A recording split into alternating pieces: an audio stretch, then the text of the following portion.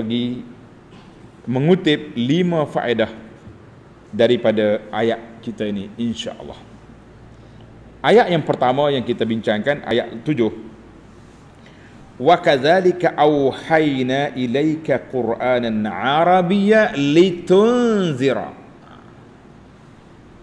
Allah kata, kami turunkan kepada kamu Quran dengan bahasa Arab. Tujuannya untuk apa? Ini dipanggil objektif. Litunzira. Supaya Quran itu memberi peringatan, memberi amaran, memberi tunjuk ajar kepada orang-orang Mekah dan semua atas dunia ini. Tulis, kata di para ulama Islam, fihi isbatu hikmatillah. Ayat ini isbat hikmat, segala perkara yang Allah buat tu semuanya berhikmah. Karena lam huna lamut ta'lil litunzir. Lam tu sendiri, lam litunzira, dia panggil lam at-ta'lil. Lam itu menyatakan sebab. Sebab dia.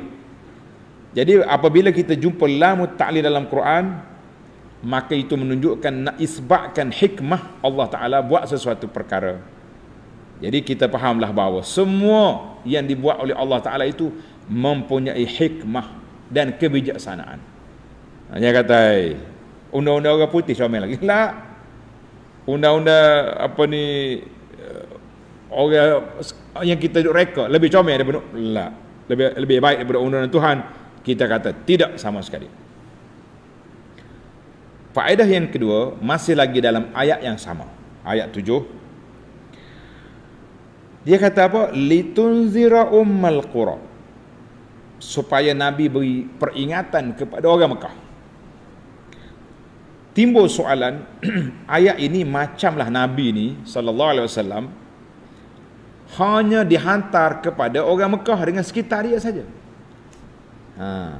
Bagaimana pula dengan ayat lain? Allah kata, wa ma arsalnaka illa rahmatan lil alamin. Aku tak utus kamu kecuali rahmat kepada seluruh alam. Tiba-tiba ayat ni kata ummal qura wa man haulaha. Kaif? Bagaimana kita nak jamakkan ayat? Tulis para pelajar, dia punya jamak macam mana? Jawab dia yang pertama, maksud waman haulaha tu dan mereka yang sekitarnya semua atas bumi ni, sebab semua dia menghadap ke arah Mekah belakang. Itu daripada Ibnu Abbas kata semua manusia ni menghadap kepada Mekah, maka semua orang kita ni dia panggil apa ni, Mekah dan sekitarnya jadi atas dunia semua sekali. Jawapan yang kedua, at-takhsis, kita sebut sebahagian daripada orang itu tidak menunjukkan dia itu tidak umum. Contohnya dia kata, Nabi kata, ayat kata waman haulaha, sekitarnya. Jadi sekitar dia tu pergi ke semua benda lah. Sebab dalam ayat lain Tuhan kata wa ma arsalnaka illa kaffatan linnas. Aku hantar kau kepada kamu ni menjadi petunjuk kepada semua manusia. Macam kita hari ni lah tak? Tuan-tuan muslimin dan muslimat, kita sebut nama orang besar dalam majlis. Jadi orang lain tu masuk dah dalam muslimin muslimat tu. Gitulah dia panggil tidak menunjukkan dia tu tidak umum. Baiklah. Itu di antara jawapan-jawapan yang ringkas lah. Nampak macam zahir itu macam khusus orang Mekah, tak umum kepada orang lain. Tulis faedah yang ketiga, litunzira yaumal jam'i, ayat yang dalam ayat yang sama, wa tunzira yaumal jam'i la raiba fi. Kamu juga memberi peringatan, amaran tentang hari perhimpunan. Hari perhimpunan. Jadi dia kata timbul soalan, kalau kata perhimpunan, patut pisah pula. Fariqun fil jannah, fariqun fis sa'ir, macam mana?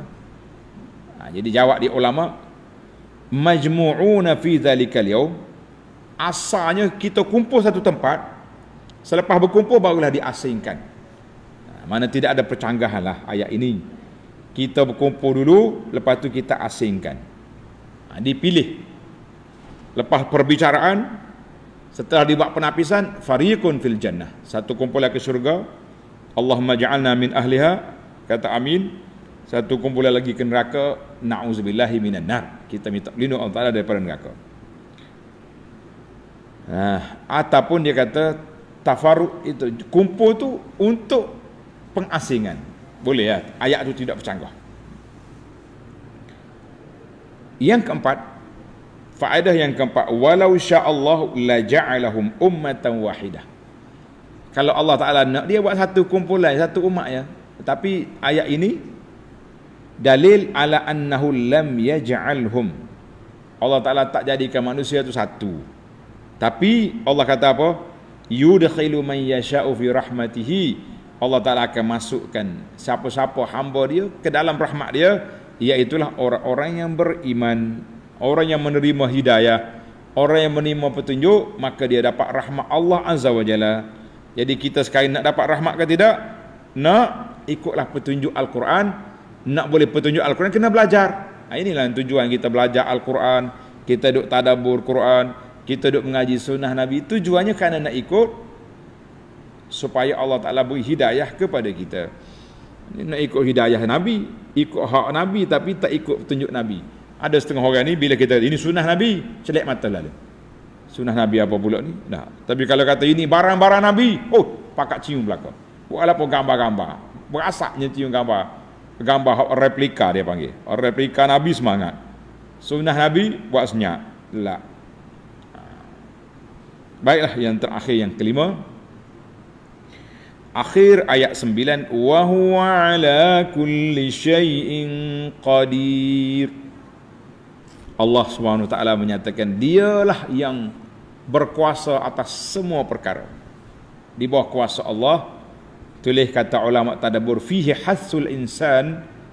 Ayat ini memberi galakan kepada kita bahawa kita kena sentiasa berdoa, merendah diri, merayu kepada Allah Azza wa Jalla dalam doa kita, dalam munajat kita, sebab Allah Ta'ala yang maha berkuasa. Jadi faedah dia yang kelima ni, dia kata kita berdoalah apa saja yang kita nak, jangan benda haram saja. Sebab itulah kata di para ulama salaf, Sayyidina Umar radhiyallahu anhu berkata, aku tak mikir Allah kabul ke, Allah tak kabulkan doa aku. Yang aku fikir ni, aku berdoa ke tidak. Kita hari ni pun kita kena letak situ, tuan-tuan dan puan-puan sekalian. Kita kena mikir, aku berdoa ke tidak. Ni sibuk ni, baru berdoa 2 kali, ya Rabbi. Hari yang ketiga jumpa ustaz, doa saya ni tak makbul lah, 3 kali minta. 3 kali minta. Nabi Musa berdoa supaya binasanya Fir'aun berapa tahun? Berapa puluh tahun lepas tu baru binasa. Nabi Yaqub berdoa nak minta balik anak dia Yusuf. Berapa tahun Yusuf dalam penjara, baru jumpa balik ayah dia. Nabi Ayub berdoa kepada Allah Ta'ala, dia ditimpa penyakit. Berapa belah tahun lepas tu barulah sembuh penyakit. Kita nak kumpayaku semua benda, tak mungkin. Jadi kita belajar di sini, yang penting kita ada Allah yang berkuasa atas sesuatu, jangan lupa Allah. Apa masalah? Berdoa kepada Allah. Apa masalah? Kita minta dengan Allah Azza wa Jalla. Sakit ke, nak minta rezeki ke, nak minta kerja ke, minta jawatan ke, minta keselamatan ke, kita minta dengan Allah Azza wa Jalla. Tuan-tuan dan puan-puan, setiap permohonan kita Allah Ta'ala akan terima. Ud'uni astajib lakum. Mu minta, aku perkenankan. Cuma cara Tuhan perkenankan doa, bagaimana Tuhan nak kabulkan doa kita tu, itu cara yang tersendiri. Kita dah belajar dah dalam siri-siri yang lepas. Ada kata Allah Ta'ala bagi selalu hak kita nak, ada kalanya dia tukar benda yang tak baik kepada benda baik, ada kalanya Allah Ta'ala simpankan permohonan kita itu untuk kita dapat pahala di akhirat. Yang penting bagi kita para jemaah sekalian, berdoalah sentiasa, mintalah dengan Allah Azza wa Jalla supaya Allah Ta'ala selamatkan kita. Sebagaimana keadaan kita hari ini, kita berdoa kepada Allah Azza wa Jalla sentiasa, Rabbighfirli wali walidayya, ya Allah ampunkan dosaku dan 2 ibu bapaku. Malam-malam akhir Ramadan kita bermunajat, Allahumma innaka afuun tuhibbul afwa fa'fu anni. Ya Allah, engkau pemaaf, suka memaafkan, maaflah padaku. Dan wali walidayya, tambah lagi, dan 2 ibu bapa aku, isteri dan anak-anakku, suami dan anak-anak, sebutlah, minta. Wa atiq riqabana minan nar, ya Allah bebaskan kami ini daripada api neraka.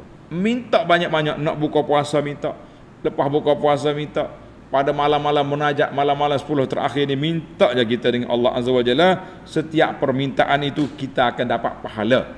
Sama ada Tuhan kabul tak kabul, astajib lakum, Tuhan kata aku perkenankan. Cara Tuhan perkenan 3 cara.